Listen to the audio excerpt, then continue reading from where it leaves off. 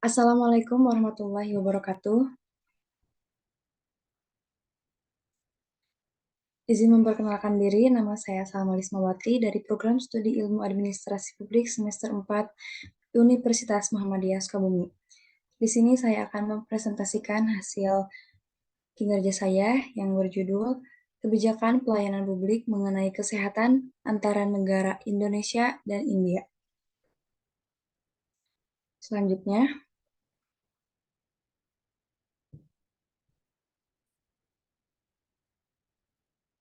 setiap negara telah menerapkan berbagai sistem kesehatan yang beragam. Berbagai tantangan dan permasalahan yang dihadapi juga berbeda di setiap negara. Kebijakan pelayanan publik tentang kesehatan ini perlu dijadikan acuan oleh masyarakat untuk dimanfaatkan dengan sebaik mungkin.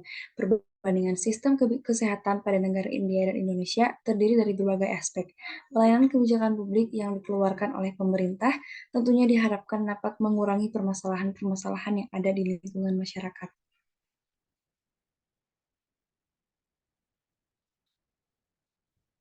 Kata kebijakan publik mungkin sudah tidak asing lagi di telinga kita, dan dalam hal ini saya akan membahas mengenai bagaimana pemerintah mengeluarkan suatu kebijakan pelayanan publik mengenai kesehatan.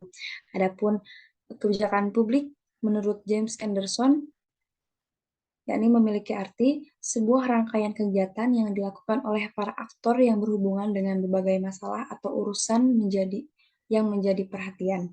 Dalam hal ini, diharapkan permasalahan yang ada di suatu negara tersebut, baik negara Indonesia maupun India, dapat sedikit demi sedikit berkurang permasalahan tersebut dengan mengeluarkan kebijakan agar permasalahan tersebut bisa terselesaikan dengan baik.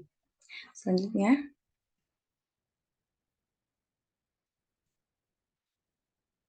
adapun pelayanan publik kesehatan Indonesia tertuang dalam Peraturan Presiden Nomor 72 Tahun 2012 disebutkan bahwa sistem kesehatan nasional merupakan pengelolaan kesehatan yang diselenggarakan oleh semua komponen bangsa Indonesia secara terpadu dan saling mendukung guna menjamin tercapainya derajat kesehatan masyarakat yang setinggi-tingginya. Sejak 1 Januari 2014, Indonesia telah menerapkan berbagai program jaminan kesehatan nasional. Di antaranya ada Kartu Indonesia Sehat atau KIS, dalam rangka mewujudkan cita-cita bangsa Indonesia mencapai cakupan kesehatan semesta atau Universal Health Coverage. Adapun jumlah dari pemenang KIS sampai dengan 1 November 2015 telah mencapai 2.571 atau mencakup 80% dari total penduduk Indonesia. Hal ini diperoleh dari data BPJS Kesehatan tahun 2019.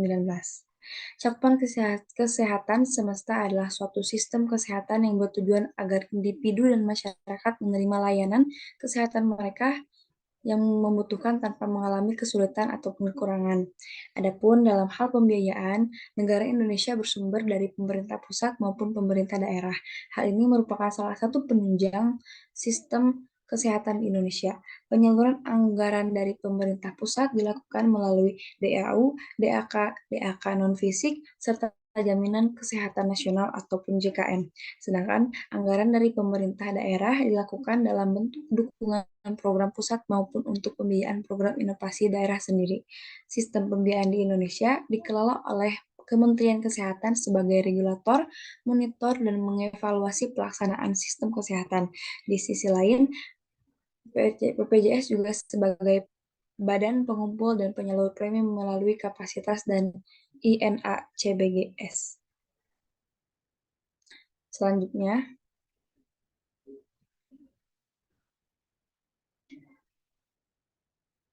selanjutnya ada kesehatan pelayanan publik kesehatan di India. Sistem kesehatan India menerapkan model universal multipayer healthcare. Kebijakan kesehatan nasional India ditetapkan oleh Parlemen India pada tahun 1983, lalu mengalami pembaharuan pada tahun 2002 dan 2017. Dengan upaya pemerintah yang giat dan pembiayaan yang memadai, telah terjadi peningkatan sebesar 370% untuk pengeluaran kesehatan dari tahun 2000 sampai 2014. Salah satu tantangan terbesar dalam sistem kesehatan India adalah ketidaksetaraan akses terhadap pelayanan kesehatan. Hal ini juga terdapat bahwa untuk setiap 2.046 orang di India hanya ada satu tempat tidur di rumah sakit pemerintah dan satu dokter untuk setiap 10 sampai 189 orang. Lebih dari 86% kunjungan rumah sakit terjadi di daerah pedesaan dan sebagian besar harus menempuh jarak yang jauh untuk mengakses rumah sakit.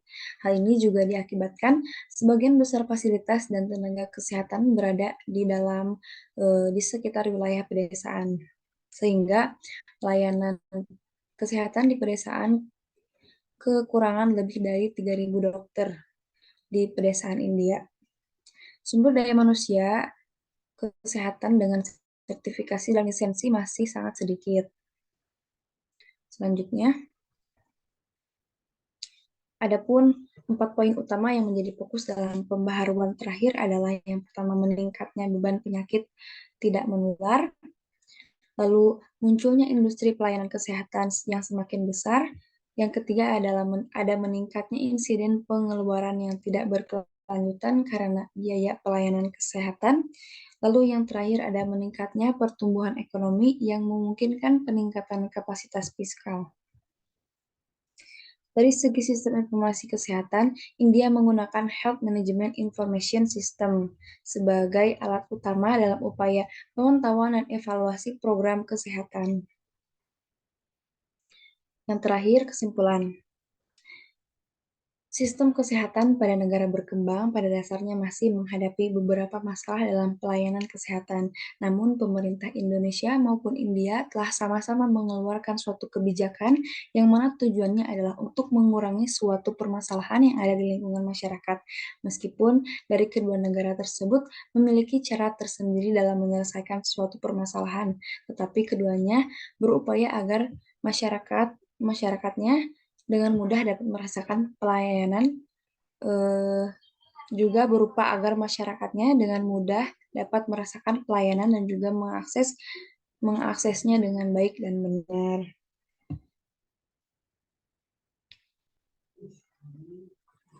Yang terakhir, sekian presentasi yang dapat saya sampaikan. Mohon maaf apabila ada kesalahan dalam penyampaian materi. Terima kasih. Wassalamualaikum warahmatullahi wabarakatuh.